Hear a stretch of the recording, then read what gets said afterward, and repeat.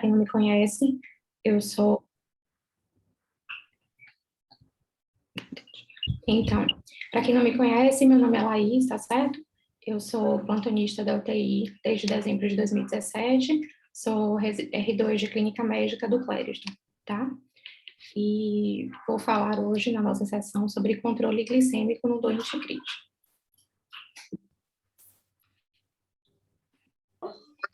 Então,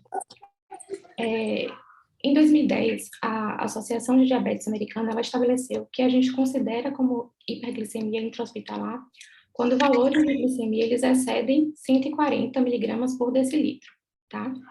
A hiperglicemia, ela é comum no doente crítico, certo? Ela também é chamada de hiperglicemia de estresse ou hiperglicemia de doença crítica.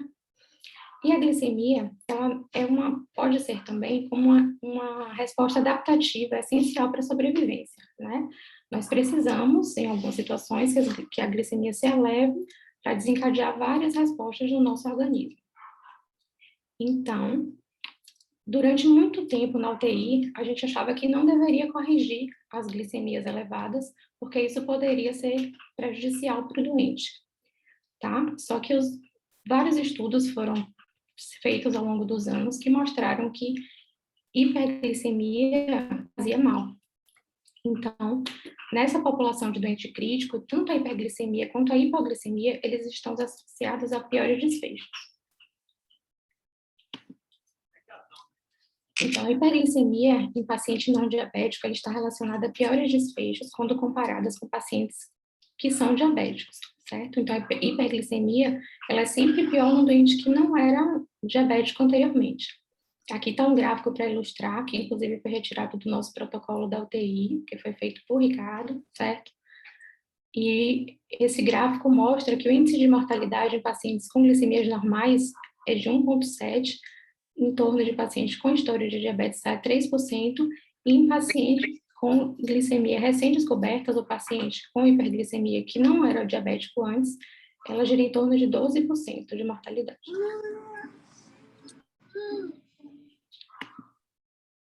Isso tudo só para justificar o porquê que isso é um assunto tão importante. Então, vamos lá. Qual o mecanismo que faz o paciente, né, da UTI ficar com glicemias elevadas? Então, a infecção, tal, elas tô com vergonha, por isso que eu tô nervosa. Elas deflagram uma cascata de reação no organismo, tá certo? Com aumento de cortisol, catecolaminas, glucagon, hormônio do crescimento, que promovem a gliconeogênese e a glicogenólise, certo? Então, o que acontece? Há um desequilíbrio entre a produção de insulina e a quantidade e a demanda que está sendo feita, que está sendo gerada por esses hormônios. Porque o corpo entende que ele está numa situação de estresse, e ele precisa de mais glicose para poder fazer reações básicas do ciclo celular, para compensar, seja uma infecção, certo? Seja ela uma piora da função renal, certo?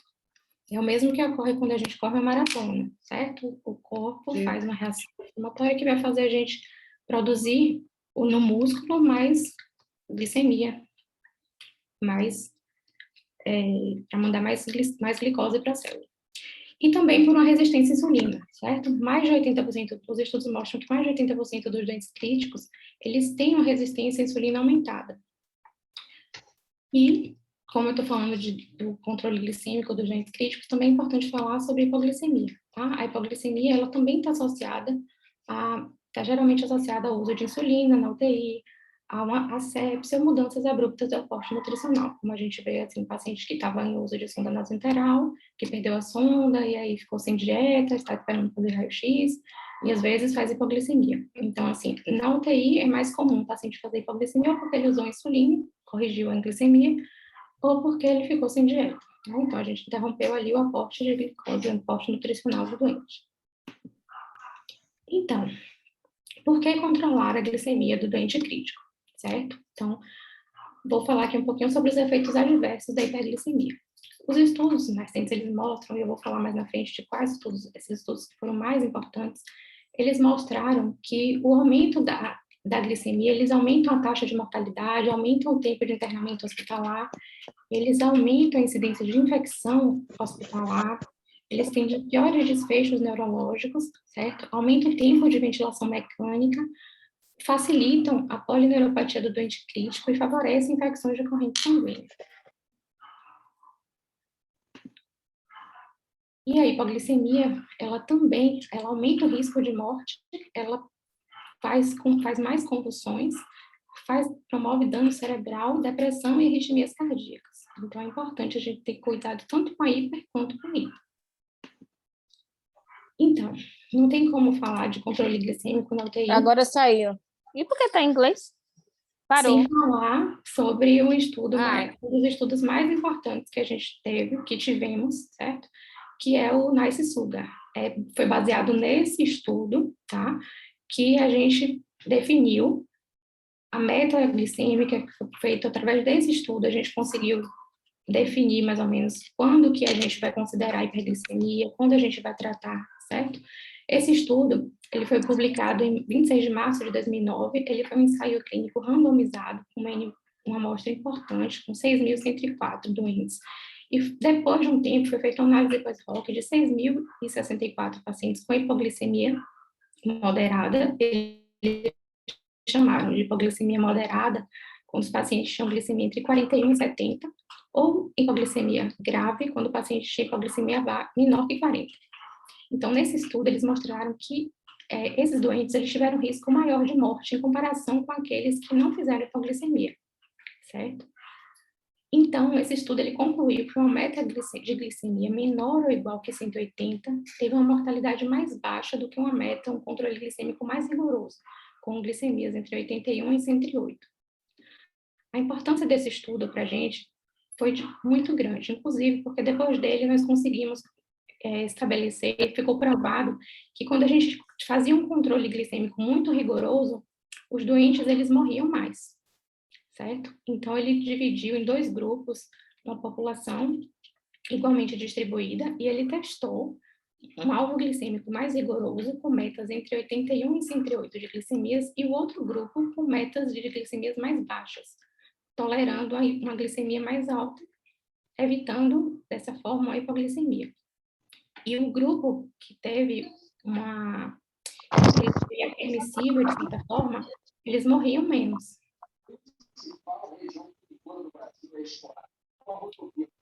Então, baseado nesse estudo, hoje, a gente tem uma meta de glicose no sangue. E aí eu vou falar um pouco sobre a abordagem do paciente com hiperglicemias, tá? A meta de glicose no sangue, que a gente tem que ter em alvo no paciente crítico, é entre 140 e 180. Então, primeiramente, o que é que eu vou fazer com um doente que está fazendo hiperglicemia? Primeiro, eu vou evitar ou reduzir o uso de soro glicosado, ou, às vezes, o paciente não está usando soro glicosado, propriamente dito como soro base, mas está usando várias soluções que estão diluídas no soro glicosado. Então, o primeiro passo, antes de eu pensar em botar insulina para esse doente, é pensar por que esse paciente está fazendo hiperglicemia. Será que eu estou dando muita glicose para ele? Será que eu estou dando mais do que ele precisa? Ou será que é só porque ele está com piora infecciosa, porque ele está com piora da função renal, porque ele é um paciente diabético que está descompensado, certo?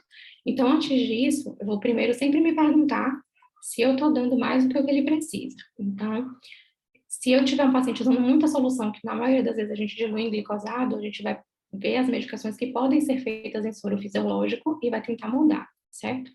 E nesse doente eu vou preferir fazer uma insulina quando necessário, que é o chamado bolo de correção. Então, quando iniciar a terapia insulínica, a gente vai iniciar a insulina nos pacientes que permanecem com glicemias consistentemente maiores que 180. Por quanto tempo? Por 12 horas ou mais. É aquele doente que a gente vai fazer, já que a gente faz na UTI de rotina glicemias a cada 6 horas, né? É um paciente que ele vai ter 2 glicemias acima de 180. Então, nesse paciente, eu vou já pensar que eu vou precisar iniciar a insulina para ele. Mas eu também não vou começar já com a insulina IPH, por exemplo, que é uma insulina de longa duração.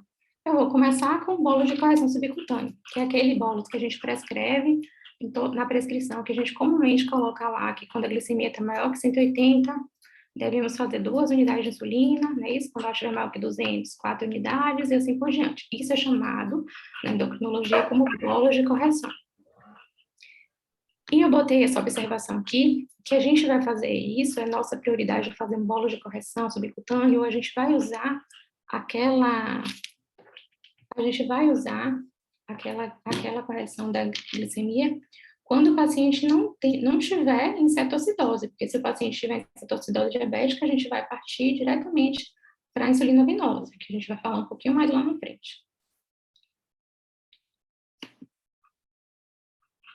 Então, coloquei, o paciente já está usando o esquema, o bolo de correção, certo? E ainda assim, eu estou vendo aqui na prescrição que ele continua fazendo hiperglicemias. Em 24 horas, nas últimas 24 horas, no plantão anterior, o paciente se manteve hiperglicêmico. Então, o que é que eu vou precisar fazer? Eu vou precisar aumentar a dose ou a frequência dessa insulina antes de partir para a insulina venosa, por exemplo. A gente pode tentar fazer um esquema basal bolos de insulina, certo? Que é um paciente que ele tem as glicemias de 180, mas ele também não está com a glicemia maiores que 250, por exemplo, não está com glicemia de 300, tem glicemia de 350. Então, eu vou começar um esquema de insulina mais baixa nele, visando o controle glicêmico.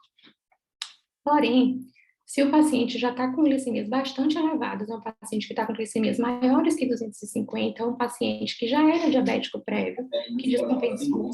Nesse caso, a gente vai partir para a infusão de insulina, que é a insulina venosa, tá? Seja ela em uso da insulina venosa, ou no paciente que a gente fez um bolo de correção, ou no paciente que a gente introduziu insulina, é importante chamar atenção para ficar monitorando essa glicemia.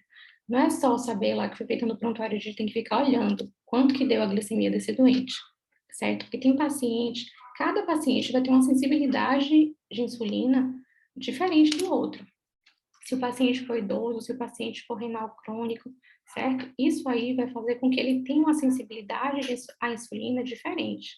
O paciente idoso, a gente sabe que ele tem uma taxa de filtração glomerular reduzida, ele é frequentemente sarcopênico, certo? Então, ele vai ter uma resistência à insulina diferente.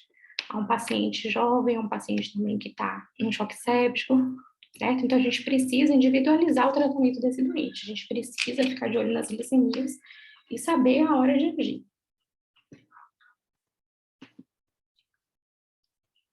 Então, quando partir para a insulinização venosa? Primeiro que isso aí foi retirado do protocolo que tem nas unidades, certo? Cada UTI tem um protocolo desse. E a gente vai partir para o primeiro preparo da solução. Recomendo, então, que a insulina regular, ela seja feita via venosa, tá? Diluída em soro fisiológico, 0,9%, na razão de 1:1, e seja de preferência aplicada em via exclusiva, tá? Recomenda-se trocar a solução e o catéter de infusão a cada 6 horas, e 10% daquela solução, ela deve ser desprezada pelo equipe para evitar que ela se precipite. Como é a monitorização da glicemia? A glicemia deve ser monitorada de hora em hora no paciente que está usando bomba de insulina. Depois, se as glicemias estiverem mais compensadas, a gente pode diminuir para 2 em 2 horas ou de 3 em 3 horas, se a glicemia permanecer estável nas últimas 6 horas. É importante ressaltar que o paciente precisa manter uma nutrição, certo? A gente precisa ofertar um aporte mínimo de 5 a 10 gramas por hora de glicose nesse doente. Então, a gente jamais desliga É o teu ou teu pai? dieta, certo? Teu? Tava tocando. Então,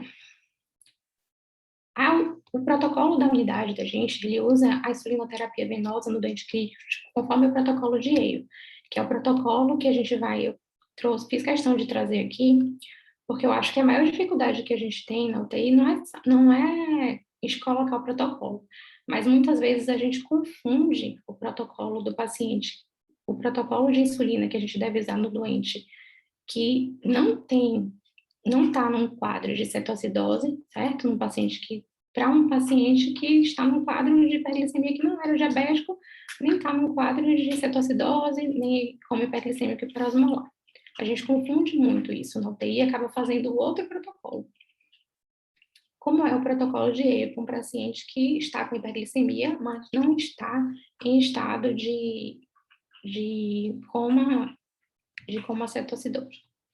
Então, a gente vai preparar 50, no protocolo dele que a gente usa 50 unidades de insulina regular, diluída em 50 ml de soro fisiológico, vai ficar também uma solução para 1. Não tem diferença, a gente também pode fazer na solução com 100 unidades de insulina regular e 100 unidades de soro fisiológico, certo? Também vai ficar uma solução para 1 e vai administrar na bomba de infusão com 0,5 unidades por hora, certo? A gente vai descartar os primeiros ml da solução e a meta de glicemia da gente vai ser entre 140 e 180. A dose inicial ela vai ser dividida por 100 e aproximar para 0,5 unidades mais próximo. Como assim dividir por 100? A gente vai, nesse momento que a gente vai olhar a última glicemia do doente, digamos que o paciente teve uma glicemia lá de 350, a gente vai dividir 350 por 100, que dá 3,5, e a gente pode aproximar, pode começar com infusão de 3,5 na bomba de infusão, pode aproximar, por exemplo, para 4 ml hora de vazão, certo? E a partir de então, a gente vai monitorar o HGT desse paciente de 1 em 1 hora, até que 3 medidas dela estejam dentro da faixa de alvo, que é a faixa alvo, estejam menores que 180. Se a glicemia estiver estável entre 12 a 24 horas, a gente vai mudar esse HGT para 4 em 4 horas, até que ele se estabeleça de novo, certo? Se a dieta estiver mantida e tudo mais, eu posso até aumentar depois para 6 em 6. Caso o paciente volte a aumentar a glicemia, a gente pode voltar a fazer glicemia de hora em hora, certo? Se ele teve alguma mudança da glicemia. Então, se a glicemia, no caso, se o HGT ele reduzir 50 miligramas por decilitro, a gente vai parar a infusão, corrigir a hipoglicemia. Se ele estiver entre 50 e 74, a gente também vai parar a infusão e vai corrigir a hipoglicemia, certo? Se a glicemia estiver maior que 100, a gente vai aguardar 1 hora e iniciar a bomba de infusão de insulina com metade da dose anterior, tá? Se a glicemia, se o HGT estiver maior que 75, a gente vai ver o valor da última glicemia e vai determinar a variação da glicemia, que é como tem nessa tabelinha aqui, certo? Conforme o que variou. Isso aqui eu acho que ninguém tem dificuldade, porque ele é bem autoexplicativo.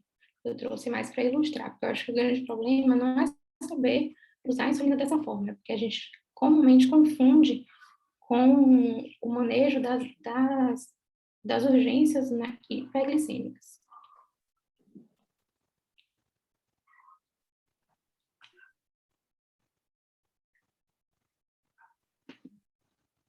Aqui também faz parte do mesmo tabela, no protocolo ele fica em uma tabela só, eu só desmembrei para a gente poder visualizar melhor.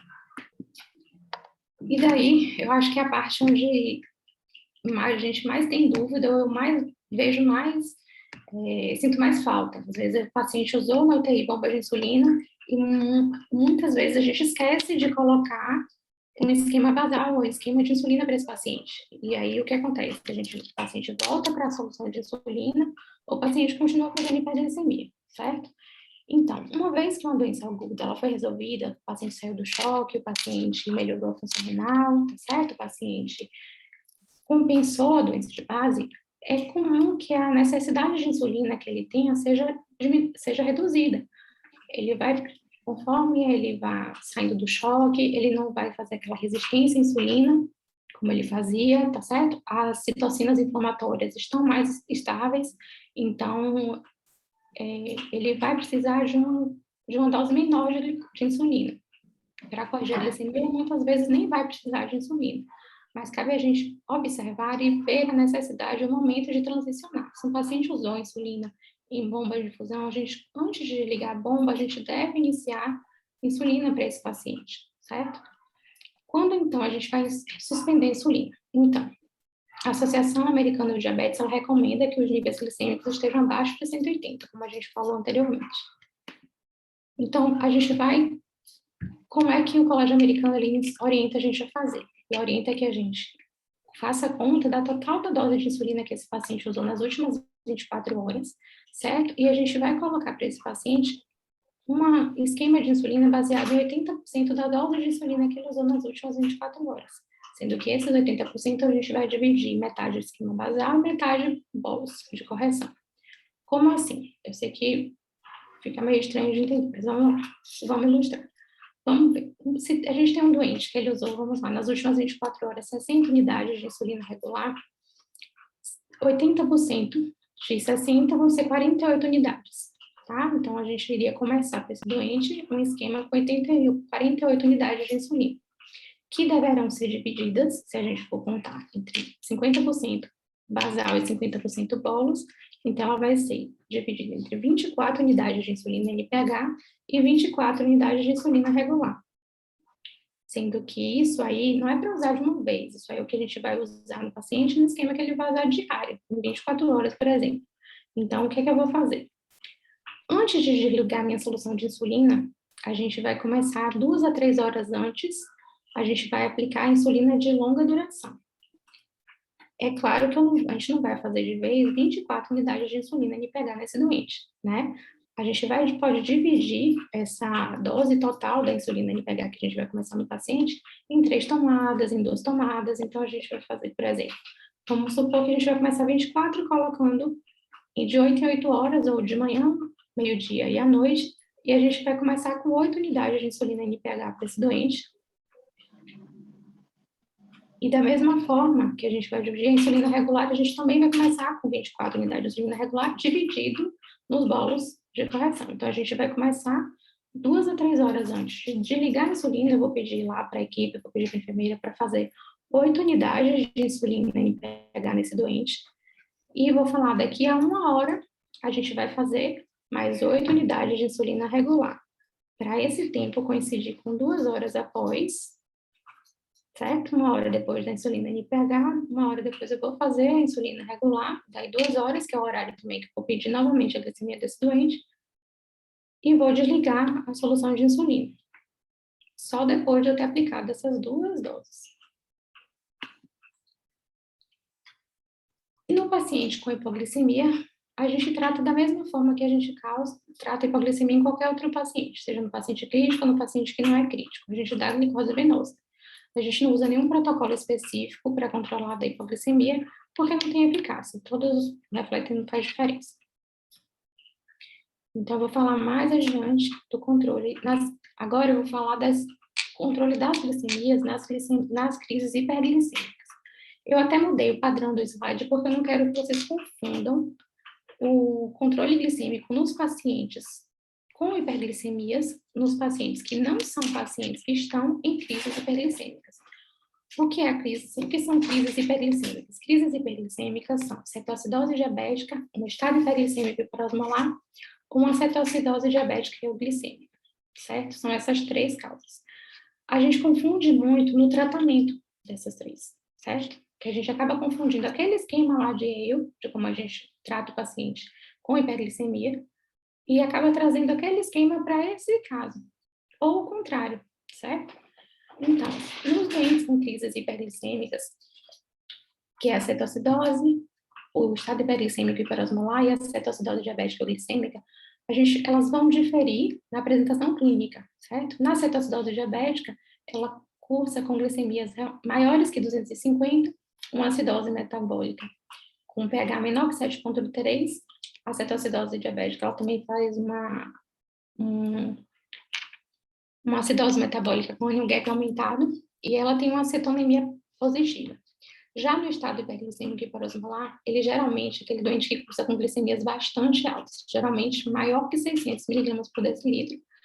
Ele tem uma osmolaridade plasmática maior que 320 milosmol por quilo, e o pH arterial, ele está maior que 7,3. Então, ele pode não ter uma acidose metabólica na gasometria, ou ter um pH maior, ou uma acidose não é uma acidose tão grave. Já no paciente com acetoacidose diabética euglicêmica, chama a atenção que ele é um paciente com o mesmo quadro clínico da cetoacidose diabética, certo? Com acidose metabólica, na gasometria, com pH muitas vezes menor que 7,3, ele tem cetonemia positiva também, só que a glicemia dele é normal, tá? É um paciente que normalmente ele usa hipoglicemia anti-orais, mais comumente com inibidores da SGLT2. São pacientes que eles estão com glicemias compensadas, mas ele, em algum momento, ele descompensa a glicemia dele porque ele tem uma demanda maior de glicose e não consegue. O corpo é um paciente Ficou um pouquinho confuso. É um paciente que, assim, ele usa o hipoglicemia antioral em algum momento, como alguma infecção ou alguma desordem que fez ele ter uma demanda maior de glicose, certo? Nesse momento, esse doente vai precisar de um substrato que ele não vai ter, porque ele usa uma medicação que faz hipoglicemia. Então, como é que o corpo dele vai se comportar? Ele vai fazer uma acidose metabólica também, ele vai liberar cetonas na urina, certo? Mas ele não vai conseguir aumentar a glicemia por conta da medicação, tá certo?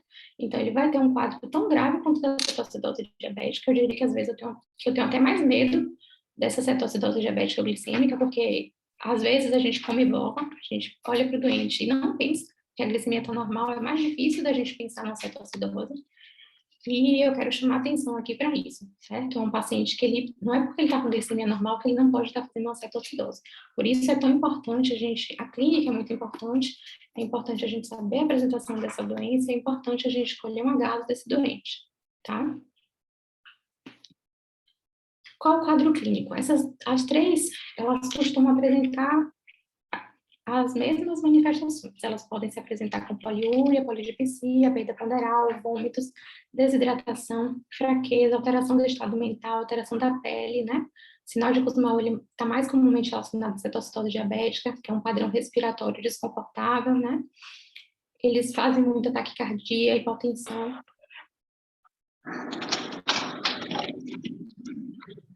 E os critérios diagnósticos para diferenciar a cetoacidose e o estado hiperglicêmico são baseados, como eu destaquei aqui, na acidose, no pH arterial e no bicarbonato, tá? No estado hiperglicêmico, geralmente, lembro que ele faz umas glicemias bem mais altas, tá certo? Só que, normalmente, ele não faz uma acidose metabólica tão importante, tá bom? Aqui eu deixei aqui para a gente destacar, né? Quando é uma cetoacidose leve, moderada e severa, a diferença também vai ser sempre pelo pH arterial e o bicarbonato, certo? E no estado hiperglicêmico hiperosmolar e na cetoacidose normoglicêmica a gente vai ter a mesma clínica, com pH arterial mais baixo também, com bicarbonato mais baixo, porém as glicemias não estão normais, certo?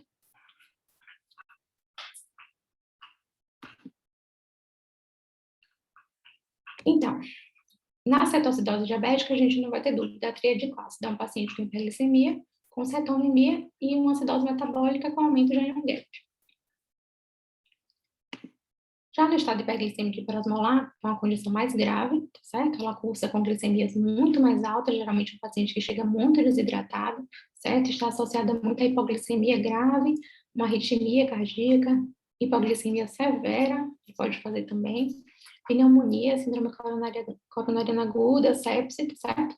E ela é caracterizada por uma alta osmolaridade e uma desidratação grave por conta da hiperglicemia severa.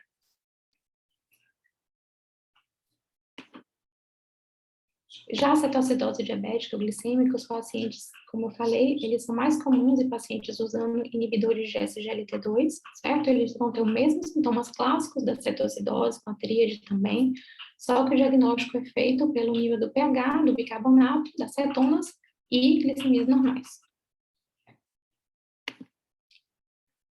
Aqui, eu coloquei também como diferenciar cada um, tá certo? Não vou adentrar muito nisso, porque eu realmente não acho que a dificuldade da gente é dar o diagnóstico de uma ou outra. Eu acho que a diferença que eu quero chamar a atenção é para o tratamento. Como a gente confunde o protocolo de hiperglicemia de pacientes normais com pacientes nessas crises hiperglicêmicas. O manejo das crises hiperglicêmicas, vocês vão ver que como já começa a ser diferente. Em primeiro lugar, a gente precisa corrigir a desidratação desse doente. É um paciente que a gente precisa fazer volume, certo? A gente vai ter metas de volume para esse paciente baseado no débito urinário, como eu vou destrinchar mais adiante. A correção da hiperglicemia, a gente vai visar também corrigir a hiperglicemia e a cetoacidose. Em terceiro, a gente vai corrigir os distúrbios eletrolíticos. Em quarto, a gente vai identificar as comorbidades ou fatores que estão precipitando isso. E a gente vai monitorar e prevenir complicações. De que forma? Intervenções que a gente deve fazer na primeira hora. Primeiro, avaliar o nível de consciência, garantir via aérea, suplementar oxigênio quando necessário, vai monitorar o paciente, vai colher exames, tá certo? principalmente culturas, porque esse paciente, um dos fatores que mais recompensa o nosso paciente é a infecção, certo? A gente vai iniciar a reposição de fluidos, a gente vai começar cristalóide para ele 100 ml por quilo, visando um débito urinário maior que 100, maior que 50, certo? Por hora. Então, isso aqui é muito importante. A gente vai, se a diurese do paciente estiver menor que 50 miligramas por 50 ml por hora, a gente vai aumentar a hidratação dele, até que ele tenha um débito urinário maior que 50 ml por hora. A gente vai iniciar a insulina venosa para esse paciente se ou quando o potássio estiver maior que 3,3. Se não, a gente vai corrigir o potássio desse doente e depois começar a insulina venosa. Provavelmente, alguns já viram aí, a gente às vezes começa o potássio, deixa uma bomba de potássio ligada no paciente e começa a insulina venosa, em caso de hipocalemia severa, que a gente precisa iniciar a insulina, a gente também precisa corrigir o potássio, porque senão a gente começa a insulina e a tendência é o potássio cair ainda mais, certo? A nossa meta, né, crise hiperglicêmica, é reduzir a glicemia entre cerca de 54 miligramas por decilitro por hora, certo? Vou mostrar mais na frente, que a gente chega, normalmente considera que é uma meta entre 50 e 70 por hora. Acetonas, 0,5 milosmol por litro, e a gente almeja levar o bicarbonato cerca de 3 milosmol por litro por hora. Por que eu coloquei essas metas aqui? Porque eu queria chamar a atenção que nesses pacientes com crises hiperglicêmicas, o nosso objetivo é corrigir a glicemia mais rápido, muito mais rápido do que aquele meu paciente lá que não está num quadro de estado hiperglicêmico hiperosmolar, tá certo? Ele não está num quadro de cetoacidose, mas está fazendo hiperglicemia. É aquele doente que está ali fazendo glicemia de 250, mas não está com acidose metabólica, certo? Não está com insuficiência respiratória. Ele é simplesmente aquele paciente de UTI que está ali por outras causas, não chegou por cetoacidose, não chegou. Por isso, às vezes, nem tem diagnóstico de diabetes, mas está fazendo hiperglicemia. Naquele doente, eu vou usar o protocolo de Yale porque eu não quero corrigir a glicemia tão rápida quanto nesses doentes críticos, nesses pacientes que estão com crise hiperglicêmica aguda. Nesse doente, eu vou querer reduzir a glicemia de forma mais agressiva. Meu alvo é reduzir pelo menos 50 miligramas por decilitro daquela glicemia. É um doente que, se ele chegou lá e está com glicemia de 350, na primeira hora eu quero que ele esteja pelo menos em 300. Que eu não vou fazer isso num paciente que não está numa crise hiperglicêmica. Eu acho que isso é o que eu quero, o mais importante, uma das mensagens mais importantes que eu quero que vocês entendam essa diferença. Por que eu não posso usar o esquema, o protocolo de um no outro, certo? Porque também se a gente usar o esquema errado, a gente vai fazer mais hipoglicemia e a gente vai induzir o paciente a uma desordem metabólica, inclusive a correção de hiperglicemia muito rápida no doente que não é diabético, no doente que não tem essa necessidade, pode levar ao coma, pode fazer também desmielinose, certo? Então, aí vamos lá. Esse esquema também tirei do nosso protocolo da unidade, tá certo? Que ele traz direitinho como deve ser feita a abordagem do paciente diabético em crise hiperglicêmica. Vamos lá. Nos pacientes que estão em crises hiperglicêmicas. Então, a gente vai primeiro fazer a avaliação inicial, como a gente já comentou. A gente vai checar a cada 2 horas, no mínimo, os eletrólitos, creatinina, o pH desse paciente, até que ele estabilize, até que a gente tenha correção da acidose metabólica, certo? Até que o potássio esteja maior que 3,3 e até que o doente esteja mais estável. Quando a gente conseguir resolver essa crise, quando ele conseguir estar mais estável, a gente vai fazer uma insulina subcutânea nesse paciente em múltiplas doses, certo? A gente vai transferir, mudar rapidamente ele para um esquema do venoso para o subcutâneo, vai manter ainda o intravenoso por 1 a 2 horas e depois a gente vai começar o subcutâneo para até garantir os níveis adequados, certo? Nesse paciente, o que também é diferente é que se o paciente nunca usou insulina antes, ele é virgem de tratamento, a gente vai começar a usar a insulina dele em dose de 0,5 unidades por quilo ou 0,8 unidades por quilo, ou entre 0,5 e 0,8. Comumente, a gente vê na UTI que a gente usa também esse cálculo para o paciente que não está no crise hiperglicêmica, que usou insulina, para a gente começar a insulinizar ele. Também não é, a gente deve fazer baseado na demanda que ele teve nas últimas 24 horas, porque aquela demanda é que vai me falar um pouquinho da sensibilidade de insulina daquele paciente, certo? Então, é diferente desse caso.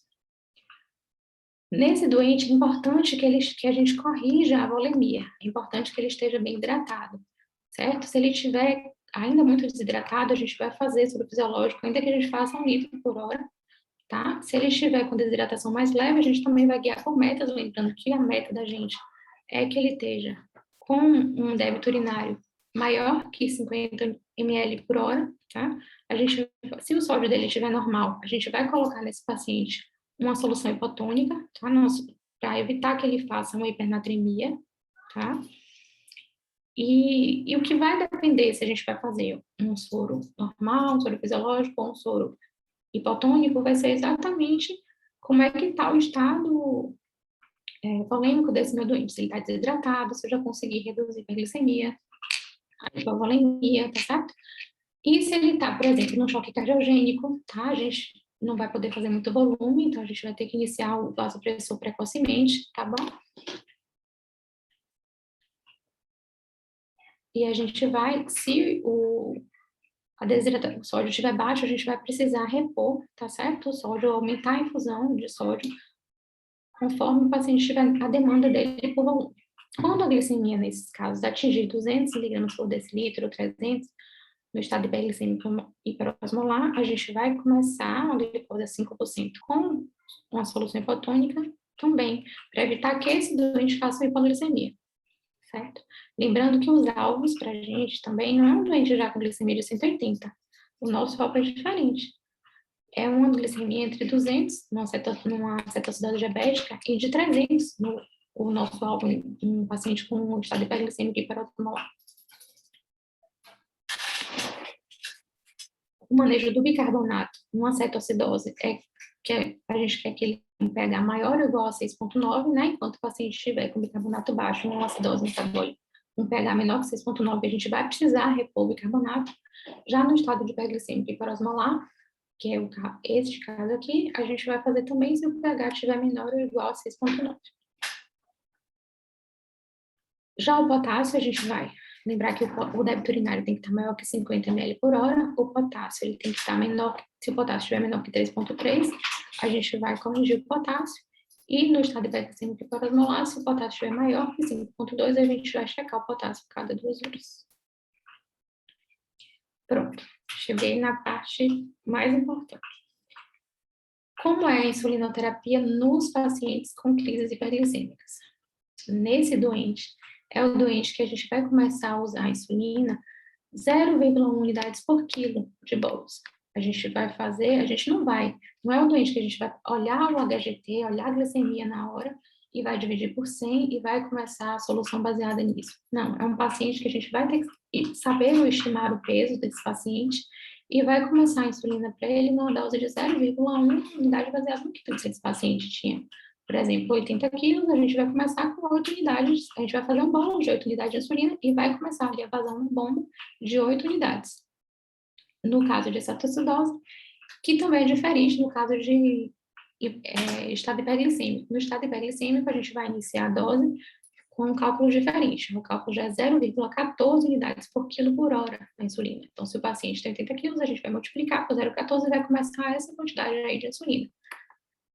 Tá? Por que que a gente vai começar com uma dose maior no estado hiperglicêmico? Porque a gente lembra do início que o estado hiperglicêmico hiperosmolar, ele cursa com glicemias muito elevadas. Então, a gente quer corrigir essa glicemia, mas a gente também, o alvo que a gente tem para a gente parar essa insulinização é quando o paciente chegar com glicemia de 300.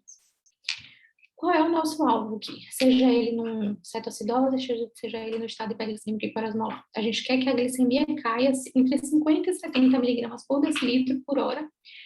E o que a gente vai fazer? A gente vai dobrar essa infusão, ou vai ajustar essa infusão de acordo com a nossa meta. Se eu quero que ele reduza pelo menos 50 miligramas por decilitro por hora, vamos supor que o paciente tenha uma glicemia de 350. Na primeira hora, eu quero que ele esteja com glicemia pelo menos de 300. Se ele está com glicemia ainda de 320, a gente vai precisar dobrar a infusão. A gente vai Se ele estava usando insulina 8 unidades, na bomba a gente vai colocar 16, certo? Já se esse paciente, em vez de reduzir 50 unidades, pelo menos, ele caiu mais ainda a glicemia. Ele foi para 280, 290. O que eu vou fazer? Eu vou reduzir a vazão, a bomba, pela metade do que ele vinha usando. Se ele estava usando 8 unidades, eu vou colocar, vamos lá, eu vou colocar 4 unidades, certo? E aí vou continuar monitorando de hora em hora para a gente ver como é que ele se comportou. Quando a glicemia na cetoacidose ele estiver maior, em torno de 200, a gente vai também começar o esquema de insulina nele, tá certo? E quando a glicemia estiver em torno de 300, no estado hiperglicêmico, a gente vai também iniciar a insulina nesse paciente. Nesses dois, a gente vai começar com dose sujeita de 0,02 a 0,05 unidades por quilo por hora, ou 0,1 unidade por quilo, que é o que a gente costuma usar mais frequentemente, a cada 2 horas, até que ele resolva completamente a cetoacidose, certo? É claro que a gente não desliga a solução de insulina no paciente em crise hiperglicêmica baseado só na glicemia. A gente precisa que ele tenha saído do quadro de acidose, a gente precisa que ele esteja com bicarbonato mais elevado, tá certo? Bicarbonato normal, ou em torno de 16, 18, tá certo? Pelo menos. E a gente tem que o pH também esteja corrigido, certo? E a glicemia dele é entre 150 e 200, que a gente vai querer de alvo depois. Quais os critérios que a gente vai usar para a resolução da cetoacidose, do estado hiperglicêmico ou da cetoacidose glicêmica?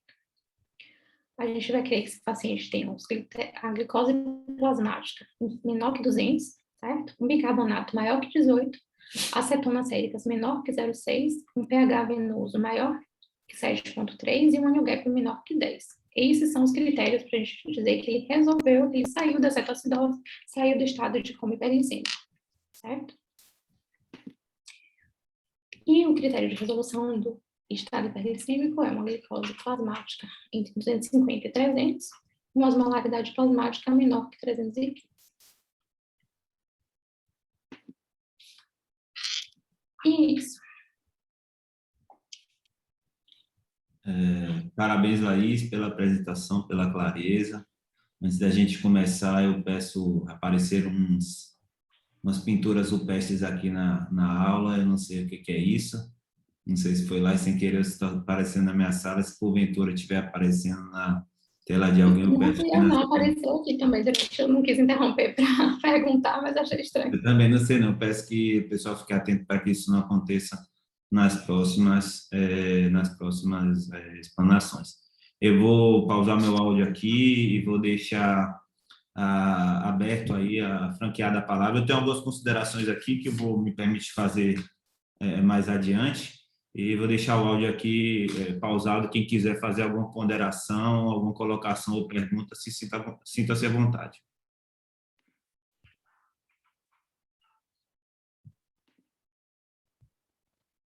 Muitos parabéns aqui.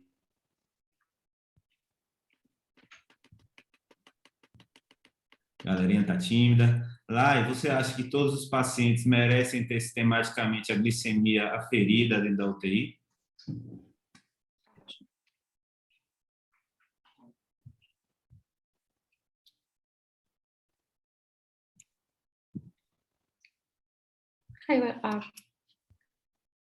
Tá me ouvindo? Sim. Ah, tá.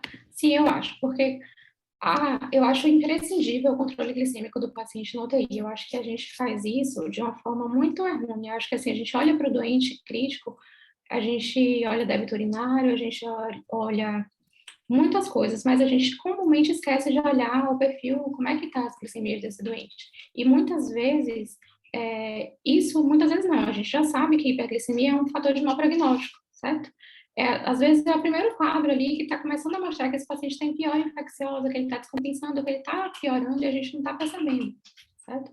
Então, eu acho que a glicemia, ela é importante, sim.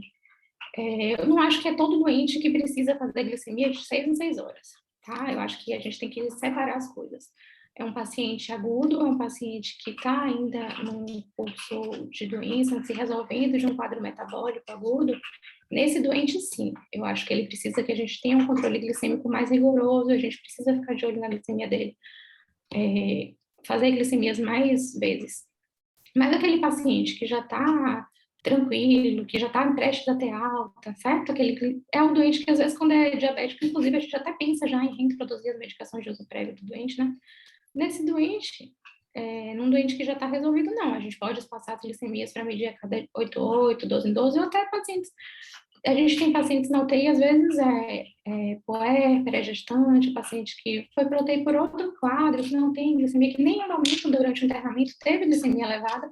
E por que eu vou fazer, então, nessa paciente glicemia de horário? Não faço. Inclusive, eu sou a paciente, a pessoa que sempre que tira da prescrição isso. Eu boto a critério, bolo, porque eu acho que, assim, a gente tem que ter, se tem uma coisa que eu aprendi na residência, tenho aprendido na residência, eu gosto muito dessa frase do Dr. César, é que a gente tem que tentar ser maximamente eficiente e minimamente invasivo ao paciente, certo? Então, se aquilo ali não vai mudar a minha conduta, por que eu vou ficar submetendo o paciente a um exame que é doloroso, que é chato, né? Hoje, outro dia eu fui furar meu dedo para ver como é na HGT e dói pra caramba. É ruim mesmo. Doutor Nadson, seja bem-vindo aqui à nossa sessão. Doutor Nadson, aqui um querido de todos nós. Então, parece, doutor Nadson, concordando com o doutor Alex, que nem todo doente dentro da UTI é crítico. Você concorda com esse pensamento? Nem todo paciente na UTI, ele é um paciente criticamente doente, e por esse motivo a gente deve pensar fora da caixinha. O que é que você acha em relação a isso? Boa noite, Ricardinho. Boa noite, Laís. Gostaria de parabenizar e, assim, é um prazer estar aqui com os amigos, né?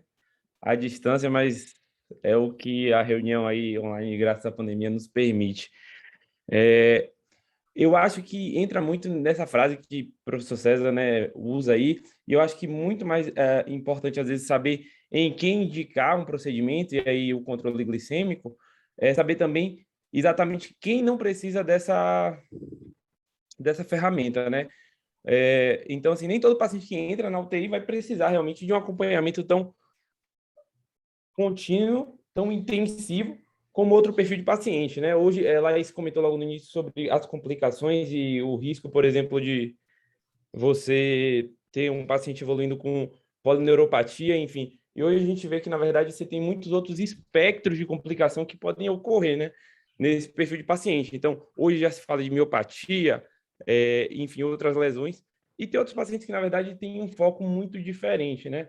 E então, eu acho que a gente tem que saber realmente priorizar qual paciente, né? Se for um paciente cirúrgico, paciente que realmente inicia esse quadro, mas pacientes que já entram na UTI com bons controles glicêmicos, eu acho que o controle só mais superficial, digamos assim, seria suficiente. A gente expõe o paciente a um risco menor também de fazer iatrogenia, né? Beleza, meu amigo. Doutora Renata, queria lhe fazer uma pergunta. Recentemente foi publicado um trabalho posicionando o controle glicêmico nos pacientes de AVC numa meta um pouquinho diferente. A gente tem aí, na maioria dos pacientes críticos, a meta por volta de 150, 140, 180. Nos pacientes coronarianos, em pós-operatório de cirurgia cardíaca, parece que 100 a 150 é uma boa meta. Nos neurológicos, parece que a gente pode ser um pouquinho mais conservador. A gente deve seguir essa sugestão para a nossa unidade, talvez tolerar uma meta glicêmica aí por volta de 180 a 200. O que é que a senhora acha disso?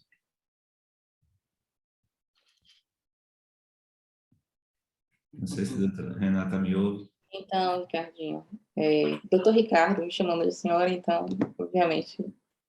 Então, doutor Ricardo, de maneira geral, embora o protocolo ele seja muito claro, muito bem estabelecido, e a gente não seja tão baseado em evidências para poder definir algumas coisas que a gente tem feito hoje, a gente já é um tanto quanto menos criterioso de rotina. E eu acho que, na nossa realidade, se a gente assume esse dado que não é uma evidência tão forte ainda, que não nos dá segurança tão clara para fazer isso, a tendência é que a gente seja ainda mais permissivo do que o que a gente é hoje, já que a gente está longe da faixa ideal de controle glicêmico, a maioria das vezes, embora mantenhamos o padrão de tentar fazer sempre uma rotina mais cuidadosa e criteriosa possível, como a doutora Laís esclareceu de maneira muito tranquila e muito clara. A gente mantém os nossos padrões de controle glicêmico, considerando os valores de referência que foram estabelecidos anteriormente, e esperar pelos próximos resultados que mostrem que há algum benefício adicional para grupos específicos de paciente, inclusive paciente neurocrítico. Beleza, muito obrigado. Então, pessoal, só resumindo aqui, tem metas diferentes para cada paciente, tá bom? A gente já falou aí dessas 3 metas, só reforçando. A maioria dos pacientes fica aí entre 140 e 180, talvez no coronariano a gente é um pouquinho mais agressiva, abaixo de 150, entre 100 e 150, no neurológico talvez um pouquinho maior. Naqueles moribundos, terminais, a gente pode ser ainda mais condescendente, permitindo aí a metas glicêmicas maiores, em alguns casos, como terminalidade, nem dosar a glicemia. Juliana, Ju, obrigado aí pela participação. Ela perguntou aqui, paciente não diabético com glicemia maior que 180, faz a regular, repete, ela continua alta, repete a regular, dosa a glicemia até o terceiro HGT, então inicia a bomba de insulina. Não sei se eu entendi a pergunta, Ju, se for diferente, você sinta-se à vontade. Eu acho que a gente volta para aquela primeira situação, como eu comecei a falar lá no início. É um paciente que primeiro a gente vai se perguntar, por que esse paciente está fazendo hiperglicemia, certo? Ele está fazendo hiperglicemia, será que ele está, eu estou dando aporte de glicose para ele no soro, certo? Será que eu estou fazendo mais, as drogas que eu estou oferecendo, elas estão diluídas todas em glicosados? Será que eu posso, se sim, será que eu posso substituir, será que eu posso mudar, certo? Se, mesmo assim, a gente vê que não é daí uma fonte a causa dessa hiperglicemia, sim, eu vou fazer primeiramente aquele bolo de correção como a gente já faz, como tem em toda a prescrição, né, que a gente vai começar a corrigir ali quando tiver 180. Se esse paciente estava ali 180, ele normalmente não vai fazer essa glicemia importante que eu precise colocar já na insulina, certo? A gente vai precisar colocar, muitas vezes, um esquema de insulina para esse paciente, mas de insulina em dose baixa mesmo, às vezes ele está com infecção, mas não está com infecção muito grave. E se eu fizer, colocar. Não está em cima do fogão, não? Esse áudio coisou aí, apagou.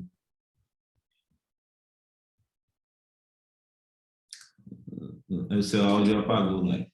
Ficou mudo o áudio. É um paciente que a gente vai começar a insulina para ele, mas a gente vai começar a dar os mais baixas. Não é um paciente que ele vai precisar usar uma solução venosa de insulina. Às vezes ele está com a demanda aumentada, está com a necessidade de dose baixa de insulina para corrigir, está com uma pior infecciosa, mas não seja assim, um choque séptico ou uma demanda tão importante assim. Então, a gente também tem que ter cuidado, porque se eu for agressivo demais nesse controle, eu vou fazer hipoglicemia nesse paciente. Por isso que eu também trouxe tantos efeitos também da hipoglicemia, porque ela é tão ruim quanto ou pior do que a hiperglicemia, porque o paciente que a gente corrige demais a glicemia, a gente viu nos estudos que ele morre mais, né? Então, a gente tem que ter muito cuidado com esse paciente. É um paciente que, às vezes, a gente está usando insulina nesse paciente. Ele fez uma hipoglicemia. Se a gente não tem uma causa clara para essa hipoglicemia para esse paciente, como a dieta que ficou sem, certo? Se não corrigiu demais, ele já estava com esquema de insulina e a gente fez aquele bolo de correção ainda. E se eu não tenho uma causa clara, eu tiro a insulina toda desse paciente e vejo, começo do zero. Porque pode ser que eu tenha dado a insulina para um paciente que agora não precise mais. Tá? Então, assim, a gente tem que ter medo, como o Ana Maria fala, a gente tem que ter medo da hipoglicemia e da iatrogenia, tá? Lembrando, pessoal, que a hipoglicemia nesses trabalhos de controle glicêmico aumentou quase 6 vezes a mortalidade intra-hospitalar. Olha, já surgindo algumas perguntas aqui. Já se perguntou, já se bem-vinda, obrigado, é sempre bom lhe ver. Qual o critério de pacientes terminais? Eu vou, nesse momento aqui, abrir um parêntese e lembrar da importância da visita multiprofissional, tá bom? As diretrizes de cuidados, elas são determinadas baseado na visita, né, na perspectiva de mortalidade do doente em relação à sua doença de base ou à condição clínica dele naquele momento. Então, são pacientes em que a gente não vê a perspectiva de resolução da disfunção orgânica ou cujas comorbidades vão levar o paciente de maneira breve para o desfecho de mortalidade. Então, esse perfil de paciente, o paciente oncológico, um paciente muito moribundo, esses pacientes a gente pode ser um pouquinho mais conservador e não exigir metas glicêmicas. Esse tipo de diretriz de cuidado geralmente é definido durante a visita ou com a conversa com a família e aí eu reforço a importância da equipe, da visita multiprofissional, de envolver todos os agentes aí na assistência do paciente. Obrigado pela pergunta. Uma pergunta aqui de Vanessa. Quando o paciente persiste por mais de 24 horas com glicemias elevadas, maior que 180, mas está em corticoterapia, eu faço apenas correção? Pergunta interessante. Então, nesse paciente, ele tem uma causa clara para resistência à insulina, nesse paciente, certo? Então, esse paciente, a gente vai precisar, sim, colocar insulina para ele, mas não necessariamente a gente vai precisar, às vezes, no horário que esse paciente usa de insulina, a gente pode começar um esquema de insulina basal nele, certo? Uma dose baixa de insulina, e for ajustando conforme a necessidade, porque se é um paciente que a gente vai no outro dia suspender o corticoide, não. A gente vai tentar segurar, corrigindo com esquema de correção mesmo. Mas se é um paciente que a gente não tem previsão de tirar esse corticoide, a gente precisa ter um cuidado maior com essa hiperglicemia, certo? Porque ele vai ficar fazendo hiperglicemia maiores de 180 até quando, tá? Por mais um dia, por mais 2, 3, 4. Né? Durante a época do Covid, a gente usou muito insulina nos pacientes, porque é um paciente que usava muito também, muito tempo de corticoide, né? Às vezes usava 10 dias ou mais, e era um paciente que tinha uma demanda muito grande de insulina, inclusive. É pouco provável, Vanessa, que usos curtos de corticoide, seja qualquer um deles, induzam graves desglicemias, né? Geralmente aí pacientes em pulsoterapia ou corticoterapia prolongada. Dani, sempre prazer em ver, ela traz aqui umas informações importantes, eu até tomei umas notas aqui, vou também dar um palpite. A troca de solução de insulina em bomba venosa, né, deve ser trocada a cada 6 horas, essa é a rotina da instituição, tá bom? E a rotina da maior parte dos protocolos institucionais. O equipo deve ser trocado diariamente, e os pacientes devem ser vigiados quanto aos seus sinais vitais, quanto ao sensório, né, atentos aí, principalmente ao risco de hipoglicemia. Eu vou fazer só um parênteses em relação a isso que Dani adicionou, nos citou, que a gente às vezes vê pacientes que estão usando insulina em doses elevadas e que a glicemia não está baixando. Então, fiquem atentos, nesse caso, ao sistema de infusão, ele deve ser trocado, a insulina pode ter aderido ao equipo e aí, na verdade, ela não está agindo como deveria. E a gente também deve ficar atento à captação da glicemia capilar, né? Pacientes com muitos estados edematosos importantes, hipoperfusão periférica, choque circulatório grave, eles devem ter a glicemia dosadas preferencialmente por um acesso vascular, seja venoso ou arterial. Então, nesse perfil de paciente, a gente deve evitar a glicemia capilar, porque esse valor pode estar reproduzindo apenas aquele microambiente ali que está disfuncionante, tá bom? Então, atenção a esse perfil de pacientes também. Dani, reforça aqui que a gente não tem equipe PVC free, né, que não tem esse problema da adesão da insulina. Deixa eu ver se tem alguma outra pergunta aqui. O Ari fez uma pergunta aqui, ó. Paciente que chega na UTI atende a gente, desconhece as comorbidades e apresenta glicemia acima de 400 miligramas por decilitro. Nesse caso, inicia-se bomba de insulina? Sim, porque é um paciente que ele está com hiperglicemia grave, né? Ele está com hiperglicemia severa, então a gente precisa iniciar a insulina nesse paciente para corrigir a glicemia enquanto a gente vai buscar as outras causas e tentar resolver as causas da hiperglicemia desse doente, certo? Mas eu não posso deixar um paciente fazendo hiperglicemia, glicemia de 400. Eu não sei qual é o horário aqui que termina essa sessão, pessoal, não sei, 8h30, 9 horas? Alguém sabe aí para me dizer? Infinito, acaba nunca. É isso aí. E quando está muito bom, né, com a doutora Laís, a gente tem que aproveitar realmente. Lai, fala um pouquinho para a gente aí, tem muita gente que ouviu falar pouco, ou nunca ouviu falar. Fala um pouquinho para a gente aí sobre a hemoglobina glicada, o que é que ela é, e se ela tem alguma importância aí nesse perfil de pacientes que chegam com hiperglicemia, de que maneira que a gente pode utilizar essa ferramenta. A gente não tem disponível, viu, pessoal? Eu ia falar isso, é uma pena, a gente não tem ela disponível no hospital, mas é imprescindível. O certo, pela recomendação da Associação de Diabetes, inclusive a Associação Americana, é justamente a gente fazer uma dosagem de hemoglobina glicada ainda nesse paciente em curso do internamento.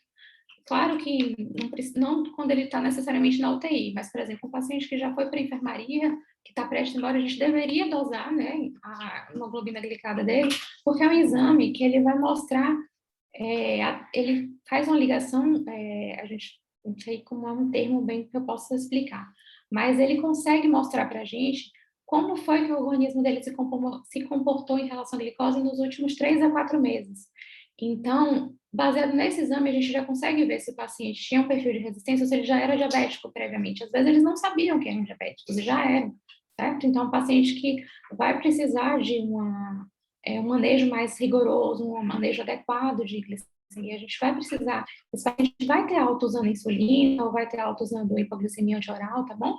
Mas a gente precisaria ter essa dosagem, porque no paciente com glicada maior que 6,5, ele já teria que ter um acompanhamento diferenciado, tá? Ele já deveria sair com insulinização, com retorno para ambulatório de endocrinologia e acompanhamento, certo? É um paciente que precisa fazer uma série de exames mais e para evitar uma nefropatia diabética, que às vezes ele já até pode ter, não sabia, ou retinopatia, ou doenças nos órgãos-alvos, certo, gente? É muito importante, hiperglicemia não é só hiperglicemia, tá? Ela muitas vezes é o que chama a atenção para a gente de uma desordem metabólica no doente crítico. Mas em paciente que já é diabético, o controle glicêmico que não é adequado, ele tanto predispõe à infecção, né? A gente vê muito paciente que não tem glicemias compensadas, como faz lesão em órgão-alvo, eles não... A gente vê muito, assim, uma ferida que não cicatriza, né? Isso que às vezes vai lá porque fez sepsis daquela ferida. E a gente pergunta, como deixou chegar assim? Na verdade, isso aí é reflexo de uma má adesão ao tratamento, um tratamento inadequado desde o princípio. É um paciente que não tem acesso, muitas vezes, a um tratamento adequado, um tratamento de qualidade. É um paciente, por isso que a gente tem que ter o controle. E a glicada ajuda muito, sim, nesse doente, porque a gente vai tentar estabelecer objetivos a longo prazo desse doente. 3 meses, 6 meses de acompanhamento depois da alta dele hospitalar, tá? Se você tiver mais considerações a fazer, esse é o assunto. Não, então foi ótimo. Dani pediu para você mostrar um pouquinho novamente a tabela dos ajustes de infusão. Se você puder abrir novamente aí o seu slide para mostrar um pouquinho, falar sobre isso. Eu vou responder nesse momento aqui uma pergunta de Raimunda. Alguns pacientes que chegam em emergência hiperglicêmica antes da insulinização é feito hidratação. Lembre-se que a hiperglicemia ela aumenta as molaridades séricas, né? Então, o tônus intravascular, a tonicidade da solução, né, do continente líquido, ela aumenta, o paciente tende a fazer desidratação por aumento de diurese. Então, você corrige a hipovolemia relacionada à hiperglicemia. Isso geralmente pode estar relacionado à redução de 25% da hiperglicemia. Então, em pacientes com crise hiperglicêmica, a gente deve avaliar realmente o status volêmico, fazer a correção, isso ajuda na correção da desidratação e reduz em até 25% a hiperglicemia. Lá, se você quiser falar um pouquinho aí das tabelas. Porque eu mostrei 2 formas aqui de insulinoterapia, né? No doente que não está em crise hiperglicêmica, né? E nos outros, eu não queria... O protocolo de Yale. Pronto, no protocolo de Yale. Então, a gente tem eu acho que assim, tem muita dúvida em relação ao protocolo, porque a gente confunde muitas vezes, a gente faz um misto, né, do protocolo de Yale com o protocolo do outro. Então, quando a gente vai iniciar a solução, a gente vai preparar a solução da mesma forma, mas eu vejo muito, por exemplo, no protocolo de Yale, a gente mede a glicemia do doente e a gente divide por 100 e começa a glicemia assim todo doente, quando não deveria ser nos casos de hiperglicemias, nos casos de coma cetoacidótico, por exemplo, tá? Esse, no protocolo de Yale, é um paciente que está com glicemias elevadas, mas ele não está no quadro de cetoacidose, é nesse doente que eu vou fazer isso aqui. Eu vou dividir eu vou começar a insulina venosa nele baseado na glicemia. Compartilhe sua tela, por favor, lá. Compartilhe sua tela, por favor, novamente. Oh, desculpa. Deixa eu ver aqui como é que eu faço.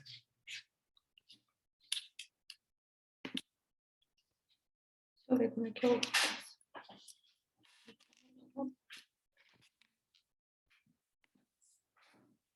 Aí, como você apareceu, né? Pronto. Então, não estava aparecendo nenhuma hora ou saiu aquela hora assim? Em momento nenhum. Oxe, eu já estava aqui. Pronto. Então, nesse protocolo, no protocolo de AIO, é que a gente vai começar a insulina baseado na glicemia, quanto alta tiver a glicemia do paciente, né? A gente vai fazer a dosagem da glicemia, vai dividir o valor por 100, vai aproximar o valor mais próximo, né? Para 0,5, a unidade mais próxima para facilitar ali o manejo da bomba. E a gente vai começar a medir o HGT de hora em hora, tá certo? Vai até que as 3 medidas estejam dentro da faixa, né? Que é menor, entre 140 e 180, de preferência menor que 180. Uma glicemia já perto da faixa já me chama a favor de que o meu paciente pode estar se resolvendo do quadro. Então, pode ser que já seja a hora de eu iniciar uma insulina NPH, por exemplo, no paciente, porque lembrando que ela só vai começar o efeito pelo menos mais tarde, então eu vou precisar começar ele só 2 horas depois, eu vou desligar a bomba. Então, eu vou fazer uma dose de NPH, 1 hora antes de eu desligar a bomba, eu vou fazer a insulina regular. Porque essa insulina regular que eu vou fazer no momento, ela vai fazer efeito ali cerca de 30 minutos, 20 a 30 minutos depois do momento que eu administrar. E ela vai ficar fazendo efeito aí ainda por umas 2 horas, e um paciente com taxa de filtração glomerular reduzida, né, um paciente idoso, pode ser que ela fique perdurando por um tempo mais alto. Acho que eu acabei confundindo um pouco aí, pessoal. Mas, enfim, se durante esse tempo a glicemia estava uma glicemia menor que 180, e aí eu voltei e a paciente fez glicemias altas de novo, eu posso voltar a fazer a HGT nele de 1 em 1 hora, no esquema que ele estava usando antes, certo? Antes de ligar a solução. No manejo da insulina, aqui o que chama a atenção é que se a glicemia estiver menor que 50, a gente vai parar a infusão, corrigir a hipoglicemia urgentemente, tá certo? Vai repetir o HGT com 15 minutos, tá? Pra gente ver se ele ainda tá fazendo hipoglicemia ou se corrigiu a hipoglicemia, tá? E a gente vai corrigir a glicemia até que a glicemia dele esteja normal. Quando a glicemia dele estiver maior ou igual a 100, a gente vai esperar 1 hora e vai começar a insulina com metade da dose que ele vinha usando, certo? Se a glicemia estiver já entre 50 e 74, a gente vai parar a infusão de insulina venosa também, vai corrigir a glicemia, aí vai fazer, né, corrigir a hipoglicemia e também vai fazer o HGT em 15 minutos. Se o paciente estiver assintomático, a gente vai fazer glicose e vai repetir também em 15 minutos. E se até o HGT estiver maior que 100, se o HGT estiver maior que 100, a gente vai reiniciar a solução de insulina 1 hora após com 75% da dose. Certo?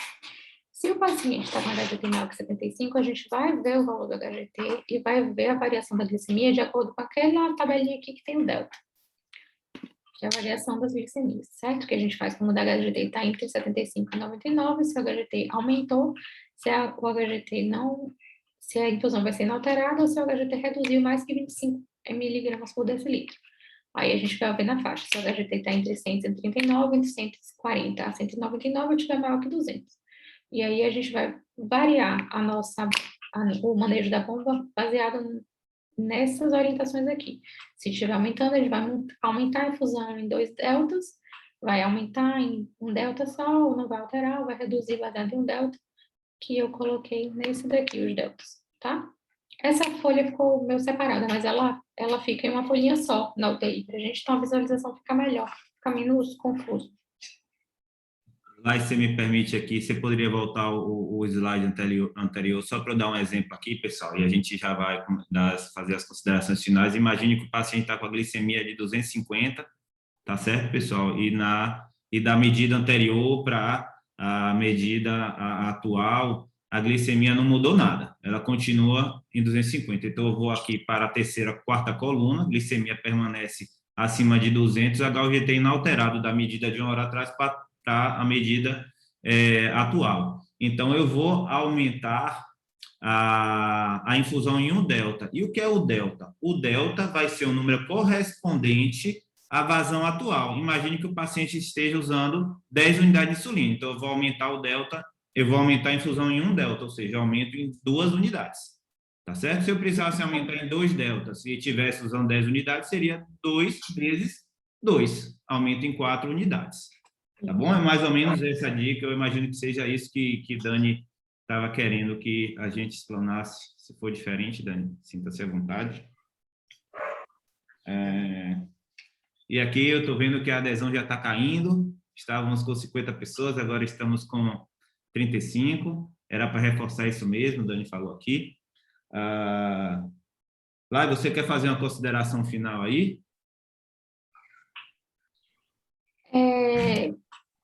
A mensagem que eu queria deixar mesmo disso aí é que a gente tem uma atenção maior mesmo na glicemia do nosso paciente. Não adianta de nada a gente voltar lá para escrever HGT de horário e a gente não olhar, tá? E a gente não fazer uma análise daquilo ali. E a gente não, eu acho que quando a gente está num quadro hiperglicêmico, né, numa cetoacidose, num hiperglicêmico, a gente não tem dúvida que deve iniciar a insulina. Mas um paciente que está fazendo glicemia de 200, 200 e pouco, a gente não só não coloca uma insulina para ajudar esse paciente a reduzir a glicemia, como a gente também não começa a insulina venosa, certo? Então, de que adianta a gente fazer a glicemia capilar se a gente não vai tomar nenhuma conduta?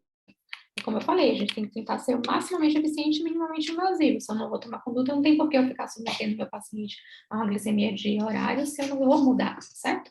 Aí cai um pouquinho na questão da avaliação. Às vezes a gente tira o HGT do paciente porque a gente não vai mudar o paciente de glicemia, porque assim, às vezes ele faz só consulta básico de dieta e eu corrigir a glicemia desse doente, eu vou talvez fazer uma hipoglicemia que vai acelerar o processo, às vezes, de óbito do paciente e vai ser uma coisa que não é o que a gente quer, não é o alvo, entendeu? Então, a gente tem que saber quando agir, tá certo? Por que a gente pede exame? Por que está lá na prescrição para corrigir a glicemia conforme HGT? Por que está lá fazer HGT de 6 em 6, certo? Acho que a gente tem que se policiar. Acho que, assim, se todo mundo, a partir de hoje, começar pelo menos a olhar a glicemia no prontuário do paciente com mais atenção, ou saber por que a gente corrige ali, eu acho que eu já estou muito satisfeita. Pessoal, se vocês me permitirem aqui, 60 segundos de um take-home messages aqui. Dani, mais uma vez, enfatiza a necessidade de comunicação entre equipe. Então, ficam as mensagens que a glicemia é um sinal vital, deve ser dosado em todo paciente na admissão. Eu enfatizo aqui, na minha opinião, de cardiologista, o eletrocardiograma também deveria ser feito em toda a admissão. A hemoglobina glicada, quando for disponível, vai nos ajudar a identificar quem era diabético, quem era hiperglicemia de estresse e ajudar no tratamento a posteriori, né? O ideal é que a gente crie uma comissão de controle glicêmico intra-hospitalar. Isso aí é ainda uma dificuldade no nosso serviço. Deixa eu ver outras notinhas que eu tomei aqui. Lembre-se das metas, as metas variam de acordo com cada paciente. Nos pacientes que são mais frágeis ou que têm mortalidade muito elevada ou internalidade, isso pode mudar um pouquinho, tá bom? Nem todo doente na UTI é grave. Os pacientes que são graves, lembre-se, hiperglicemia maior que 180, 2 medidas, começa a bomba de insulina, tá bom? E a gente segue os protocolos que Lai nos ensinou aí. Vocês, curiosos que são, vão ler vários protocolos e cada protocolo vão ter uma transição de insulina diferente. Aí eu sugiro que a gente siga o protocolo institucional, porque cada lugar tem uma diferença. Lembrando que se os pacientes não usarem insulina venosa por 24 horas, a gente pode usar um pouquinho diferente. O que lá traz no protocolo da instituição é: usou 24 horas, corrigiu a glicemia, dosa 24 horas, calcula 80% dessa dose, divide entre basal e regular. Se ele usou 12 horas, aí você faz a dose aí das 6 horas, 60% da insulina vezes 4, isso estima o valor total de insulina. A gente deve evitar na UTI o uso de hipoglicemiantes, tá bom? Ó, alguém tá dando tchau, tchau. Aí alguém com Raimunda. Hipoglicemiantes a gente deve evitar na UTI, tá bom? A classe de inibidores de DPP-4 são seguras, né? Como sitagliptina, mas as demais são inseguras, devemos evitar. Mais uma vez, enfatizo a importância da comunicação, como o Dani bem sinalizou lá, e maravilhosa sua aula. Doutora Renata, doutor Lúcio, obrigado aí pela oportunidade. Pessoal, um grande abraço. Me despeço aqui, desejo boa noite a todos. A aula vai ficar gravada no YouTube. Boa noite, gente. Obrigada. Agradeço, viu, ao convite, a doutor Lúcio, a Ricardinho, né, falar de hiperglicemia. Para quem fez o protocolo de hiperglicemia, é uma responsabilidade tanto. Mas agradeço aí pela troca de aprendizado, foi muito bom.